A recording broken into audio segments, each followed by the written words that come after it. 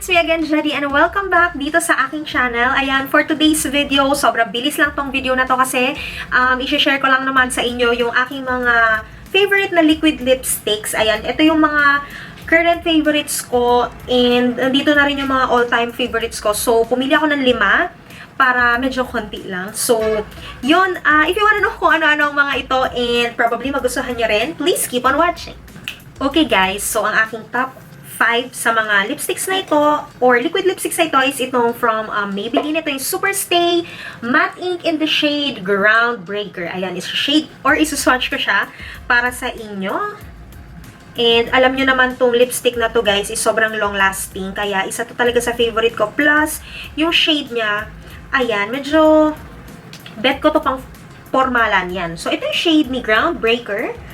Ayan, ma-red na ma-orange. Red-orange. Ganyan yung atake niya for me. And, yan yung top 5 na favorite ko. Hindi ko muna siya ilalagay sa lips ko, guys. Kasi, ang hirap tanggalin itong lipstick na to. So, ito na lang next shade or next liquid lipstick na ipapakita ko sa inyo. Which is yung top 4 ko. Is itong from Sleek Makeup. And, ang shade na favorite ko is itong Birthday Suit. Ayan, so, ito siya guys. Medyo matagal na rin tong lipstick na to. Ang ibig sabihin is that hindi to bagong release or whatsoever. Matagal na to guys. And sobrang gusto ko to kasi ang tindi ng pagka-matte niya kapag nag-matte talaga siya. Medyo drying yung formula niya. Pero tong shade ng Birthday Suit na ito is sobrang basa. Wait nyo. Ito siya. Ayan siya guys. So perfect MLBB shade siya. Ayan. And ito yung kanyang doe foot applicator. Sobrang alam mo yon, may kahabaan, tapos, ano ba, ang payat, ganyan. So, stiff na stiff yung kanyang applicator, but still, namamanage ko naman. And as you can see, favorite ko talaga to dahil ang dumi na niya. Sorry naman guys, ayan. So, hindi lang halata, pero ito yung madalas na suot-suot ko pag mag-o-office or something na parang family gathering. I-apply na natin to sa aking lips para makita niyo kung gaano kaganda tong shade na to. Ayan. Ito yung Sleek guys, and as you can see, medyo basa pa siya. So, hintayin mo lang talaga siya konti mag-set.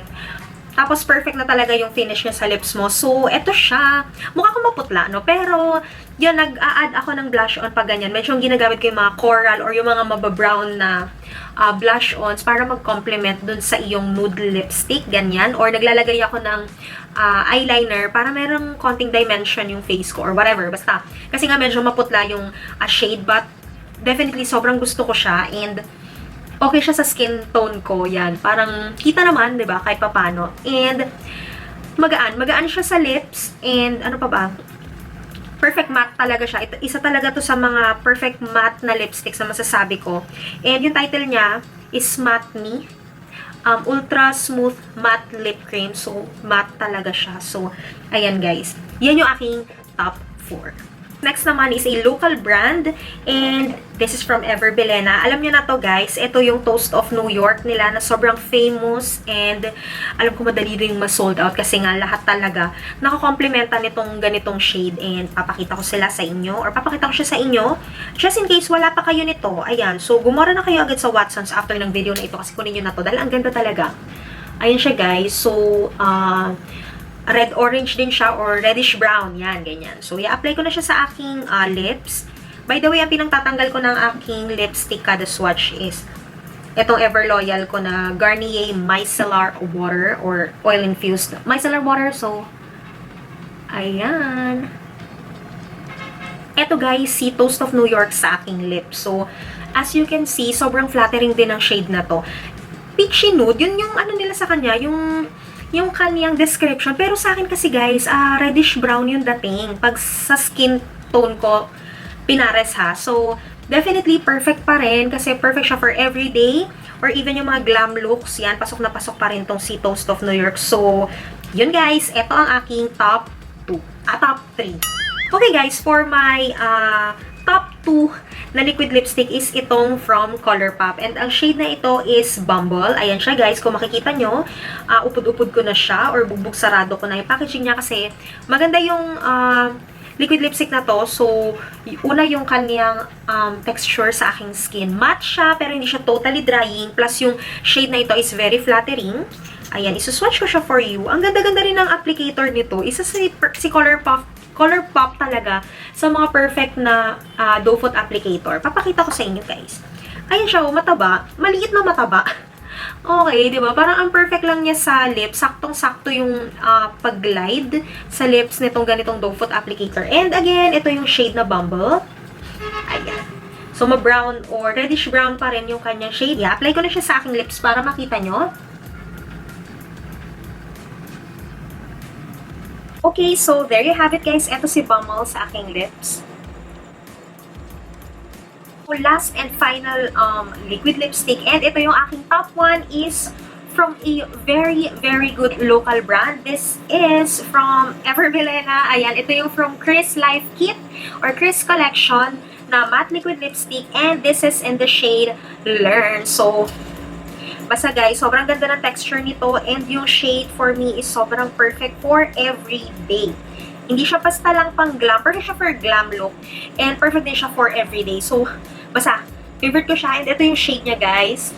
Ayan. So, more on, ito yung peachy nude talaga for me or masasabi ko na peach to brown, ganyan, or brown to peach, ganyan. Basta ganun yung kanyang shade and lalagay ko na siya sa aking lips.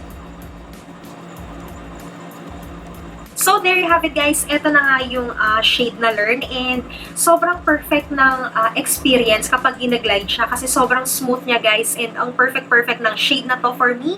Ayan, di ba parang ang bait-bait and nakakakalma ng araw. So, yan, once again, ayan yung aking top 5 na favorite liquid lipsticks and again, yung aking top 1 and probably bilhin nyo rin kasi ang ganda talaga is itong from Chris, and naka-sale siya hanggang June 30. Bilhin nyo na to dahil naka-50 off to. Matagal ko na to nabili. Mula na pagka-launch niya, nabili ko na to. So, ayun lang, guys. Sana nagustuhan nyo ang video na ito. Yun lahat yung mga recommendations ko. And hopefully, nagustuhan nyo ang aking simpleng video na ito. So, yun lang gusto ko lang i-share sa inyo ang aking mga favorite liquid lipsticks na perfect for glam look and even everyday look. Plus, sobrang comfortable sila sa lips and long wearing. So, yun yung mga reasons kung bakit nagustuhan ko sila aside from sa shade na meron sila. And kung nagustuhan nyo rin po ang aking video na ito, please give it a thumbs up. Subscribe dito sa aking channel kasi marami pa tayong kasunod na videos, mga first impression and makeup look. So, tatry ko rin singitan ng mga makeup challenges. And yun lang, guys. Maraming